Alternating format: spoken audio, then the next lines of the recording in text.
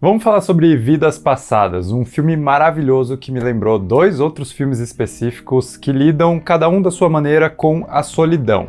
Mas eu acho que Vidas Passadas é capaz de dar um passo além dessas referências, oferecendo, talvez, uma certa resposta aos finais daqueles filmes. Vamos discutir isso, mas antes vale falar um pouco sobre Vidas Passadas em si. O filme de estreia da diretora Celine Song, que tem sido muito bem avaliado por aí, e com razão. Ele é uma obra que traz à tona sentimentos muito profundos e ambíguos, mas de forma muito simples. Aquele tipo de simplicidade que é mais difícil de alcançar que muita obra complexa. Aqui a gente acompanha duas crianças sul-coreanas, a Na-young e o Hae-sang, que têm as suas vidas separadas quando a família da Na-young decide se mudar para os Estados Unidos. Só que essa separação não é capaz de romper a conexão muito forte entre esses dois personagens, que vão mantendo contato ao longo dos anos e acabam finalmente se reunindo fisicamente num momento específico da vida. Daí pra frente, o que poderia se tornar só um filme romântico normal vira, na verdade, uma reflexão bem silenciosa, bem íntima sobre duas pessoas tentando decifrar o que é que existe nessa relação que esteja sendo tão atraente para elas. O tipo de conexão capaz de aliviar, por algum motivo, a solidão que eles vêm sentindo, e que não vai embora mesmo que a vida passe e traga suas doses de conquistas profissionais, conquistas familiares, mais para um deles do que para o outro, mas enfim. Conversando virtualmente, eles continuam se conectando mesmo que um mora em Nova York e o outro em Seul. Uma das coisas mais interessantes que a diretora faz com essa trama, então, é construir esse senso de isolamento em meio a uma paisagem urbana cheia de pessoas, E as cidades aqui, elas provocam esse sentimento com uma certa ambiguidade. Os vários enquadramentos que focam nos prédios, nos transportes, nos restaurantes, são sempre muito agradáveis, são quase aconchegantes, pensando na luz suave, nas composições harmoniosas que emolduram os personagens. Ainda assim, existe uma certa melancolia que permanece ali sempre com eles, Uma solidão que emana da cidade e que, mesmo de um jeito suave, parece oprimir o Hae-sang e a Nora, que é o nome americano da Na-young, Como a gente vê nesse plano que mostra o reflexo lindo da cidade quase empurrando o Hae-sang para fora do quadro. No geral, Vidas Passadas evoca essa contradição da globalização. A gente vive num mundo bem mais conectado que qualquer outra geração que veio antes, no sentido de ser possível manter uma relação diária com uma pessoa do outro lado do mundo, Mas isso também cria um certo sofrimento inédito, A dor de ser capaz de enxergar uma ou várias outras vidas que a gente poderia ter em vários outros lugares, com várias outras pessoas. E ainda assim, como essa conexão global é meramente virtual, a gente permanece confinado à nossa vida limitada pelo lugar onde a gente mora. E eu acho que é desse contexto que vem muito da solidão dos personagens aqui em Vidas Passadas. E não deixa de ser frustrante, Viver uma cidade cheia de gente que não tem justamente aquela pessoa que você queria estar perto. É como entrar num streaming que tem uma infinidade de filmes, menos aquele que você gostaria de estar assistindo.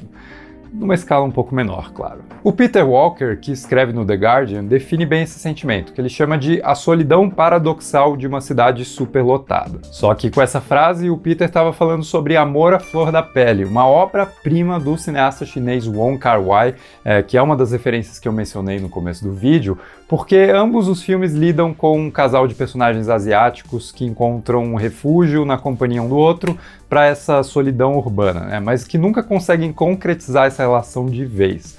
Tudo fica sempre no terreno da imaginação, da possibilidade, da troca de olhares que não evolui para um contato físico. Mas a diferença é que Amor à Flor da Pele investe pesado numa hiperestilização visual que parece expressar de forma ainda mais intensa o aprisionamento dos personagens e dos sentimentos que eles nunca podem exteriorizar, numa combinação de cores, de enquadramentos e texturas que lembra muito o clima dos quadros do Edward Hopper e a sua temática recorrente de solidão na contemporaneidade. Nesse sentido, Amor à Flor da Pele usa sua estética rigorosa como ferramenta de opressão. Os personagens vivem sujeitos a esse conjunto de regras, de condutas sociais, personificados na beleza impecável da direção de fotografia.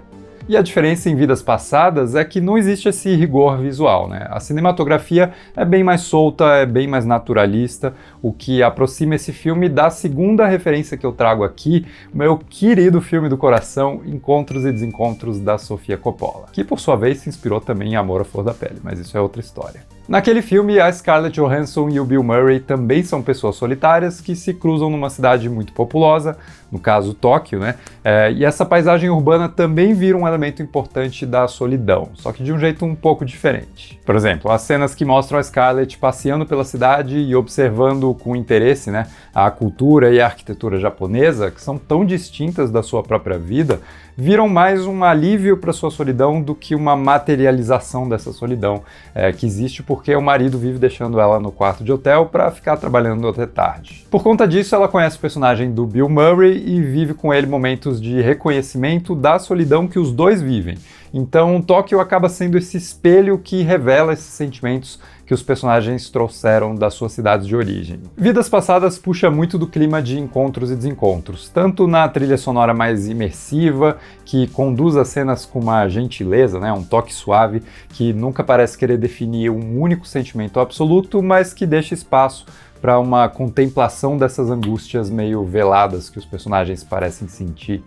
Mas também na paisagem urbana que interage de um jeito ou de outro com esse isolamento, e principalmente nas conversas soltas, sinceras e reflexivas que surgem tão naturalmente aí entre o Rei Sang e a Nora. Os dois se sentem muito à vontade, né, um com o outro, e por isso cada vez que eles trocam uma ideia procurando investigar a natureza desses sentimentos, isso rende cenas simples, mas muito ricas em significado, já que os questionamentos explorados ali são universais, né? Eles pertencem tanto aos personagens quanto a gente que está do lado de cada tela.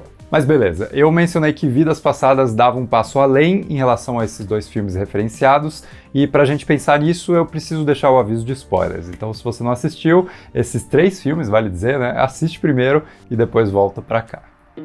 Bom, vamos falar do conflito principal, a grande pedra no sapato do Rei Sang e da Nora, a coisa que impede os dois personagens de viver o relacionamento que eles tanto discutem, mesmo que seja na própria mente de cada um, né? Não é só a distância geográfica entre Seul e Nova York, ou mesmo a diferença sutil, mas presente entre um coreano mesmo, e uma coreana naturalizada nos Estados Unidos. O lance é que a Nora se casou, depois de cortar relações com o Rei Sang por um tempo, e o marido dela é um dos grandes impedimentos para os dois ficarem juntos, né? Mesmo que seja temporariamente, por uma noite, um fim de semana que seja. Essa não é uma história sobre infidelidade matrimonial, mas sim um exercício de imaginação da vida que poderia ter sido e, eventualmente, a contentação com a vida que, de fato, é. E eu adoro que o cara nunca seja retratado de forma antagonista, né? Ele reconhece que existe algo muito forte entre a sua esposa e esse brother que surgiu do nada, né, no ponto de vista dele, e mesmo assim ele é corajoso o suficiente para expor a sua insegurança para sua esposa, mas nunca impedir ela de viver o que ela acha que precisa viver com o cara. E esse é o momento para a gente discutir o título do filme e o jeito como ele se manifesta no conceito coreano do Yin-Yung, uma palavra traduzida de forma simplista como a conexão que se perpetua entre algumas pessoas ao longo de várias encarnações. Um simples toque num desconhecido no meio da rua pode significar que existiu algo numa vida passada entre você e ele. A Nora e o Rei Sang discutem a possibilidade de existir esse Yin-Yung entre eles, e durante um bom tempo isso vira uma âncora que prende os dois personagens ao peso desse passado místico, desse destino que deveria ditar os rumos da vida dessas pessoas, mas que parece não se encaixar direito na vida que eles acabaram construindo de verdade. Esse talvez seja o maior combustível para que os dois continuem se encontrando, continuem dialogando de forma tão íntima, né? Quase como se existisse um centro gravitacional puxando todas as outras conversas triviais que eles tentam manter, sempre para esse mesmo assunto da conexão entre eles. E é interessante demais ver essas duas pessoas tentando desvendar a natureza dessa força invisível, enquanto também é constrangedor ver o marido da Nora ciente dessa energia que está rolando, mas incapaz de fazer parte dela. A frase mais emblemática dessa disrupção no casamento deles talvez seja quando ele menciona que a Nora sempre fala coreano quando tá dormindo, né, quando tá sonhando, e que ele não consegue entender nada, fazendo disso um símbolo bem doloroso do buraco cultural que existe entre eles e que ele nunca vai ser capaz de preencher. É um cara que nunca vai compreender os sonhos da sua parceira. E do outro lado, o Rei Sang nunca vai conseguir esquecer essa conexão tão forte que ele sentiu com a sua amiga de infância.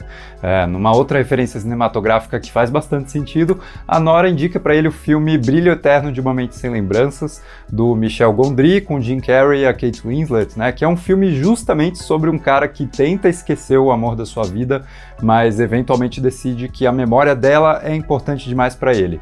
Numa trama que também envolve um lance de se reencontrar em outras vidas, né, mas puxando para o lado um pouco mais da ficção científica. E não que Vidas Passadas invista de verdade no lance da reencarnação. Na verdade, o conceito do Yin e Yang é uma base teórica que possibilita a discussão filosófica desses assuntos, sem que o filme precise recorrer a isso de forma factual, o que seria até meio conveniente para o roteiro, né? Se ele buscasse essa saída fácil, mostrando mesmo os dois personagens se encontrando numa reencarnação e vivendo felizes para sempre.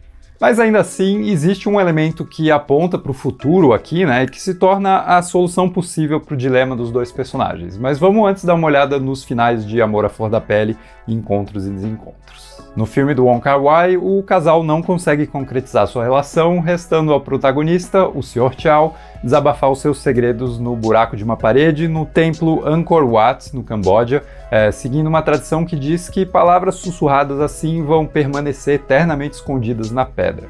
E os planos finais, que se demoram na contemplação dessas ruínas maravilhosas, mas decadentes, parecem sugerir exatamente isso, né? O amor entre esse casal existe agora só no passado, algo que a frase final que encerra o filme torna bem explícito. O passado é algo que ele podia ver, mas não tocar, e tudo que ele vê é borrado e confuso. Já no Encontros e Desencontros, a Scarlett e o Bill Murray também não ficam juntos. Essa é uma tendência cruel dos melhores filmes românticos, né? Mas no momento em que o Bill tá prestes a ir embora, ele desce do carro, dá um beijo na Scarlett e sussurra alguma coisa no ouvido dela. O que é que ele diz? Ninguém sabe, mas enquanto o Sr. Chow diz algo secreto para as pedras inanimadas do Camboja, o Bill Murray diz alguma outra coisa muito bem compreendida pela Scarlett, e isso já é capaz de trazer algum tipo de esperança a mais, né? Alguma confirmação de um plano, ou mesmo declaração de amor que melhore o clima da despedida, eu não sei, porque, de novo, esse momento é reservado somente aos personagens. Mas tem algo ali, e só de saber disso, o final de Encontros e Desencontros sobe alguns degraus na escadinha que vai da desilusão amorosa à felicidade romântica. Vidas Passadas, então, sobe um pouco mais, na minha opinião, né? O Hae Sang chega à conclusão que o Yin e Yang que existe entre ele e a Nora não aponta só para o passado, para a vida que eles já viveram juntos e que não vivem mais no presente, né? Ele aponta também para frente, para o futuro que ainda pode se materializar entre eles, mesmo que seja de novo numa outra vida. Assim, toda essa confusão emocional dolorosa que eles têm vivido pode simplesmente ser uma parte da jornada em direção à união dessas duas pessoas futuramente, né? E saber disso ajuda bastante os personagens a soltarem essa âncora que vinha fazendo eles só olharem para o passado e esperar o tempo que seja para a corrente marítima fazer essas duas boias se encontrarem de novo no oceano da existência. Não, fui longe demais na analogia aqui. Aliás, uma imagem que representa isso muito bem é a estrutura de pedra vazada que serve de cenário para a brincadeira entre as duas crianças, e que vira quase um símbolo do tempo e das muitas vidas entre os personagens. Em alguns momentos eles se enxergam através dos buracos, em outros eles estão cobertos pelos blocos, mas num único plano eles finalmente se encontram, eles finalmente estão ali um de frente para o outro. A outra imagem impactante é a conversa com o carrossel de fundo, sinalizando aí o caráter cíclico da vida, né? E como alguns cavalos até podem seguir na mesma direção, mas não se encontrar, pelo menos nessa disposição do momento, nesse carrossel. Eu acho que o passo além em relação aos filmes anteriores é que esse conhecimento encontrado pelos personagens é compartilhado com a gente também. Não é um sussurro secreto que pertence só ao filme, mas sim uma ideia que alivia as angústias do Hae Sang e da Nora, tanto quanto pode aliviar as nossas também.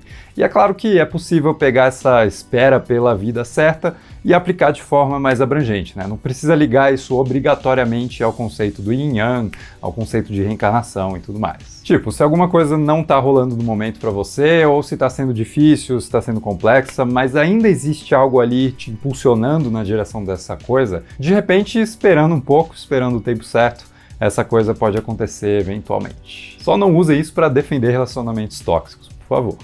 Mas enfim, são 3 filmes incríveis que dialogam entre si, constroem reflexões muito belas sobre as várias ansiedades que nos acompanham ao longo da vida, né? E que envolvem a procura por uma conexão humana genuína. E Vidas Passadas merece demais se colocar ao lado dessas outras grandes obras, por ser simplesmente um filmaço. Mas diz aí nos comentários o que você achou disso tudo, né? Se gostou do vídeo, não esquece de deixar um like e se inscrever no canal pra gente crescer juntos ainda nessa vida, né? E a gente se vê no próximo vídeo.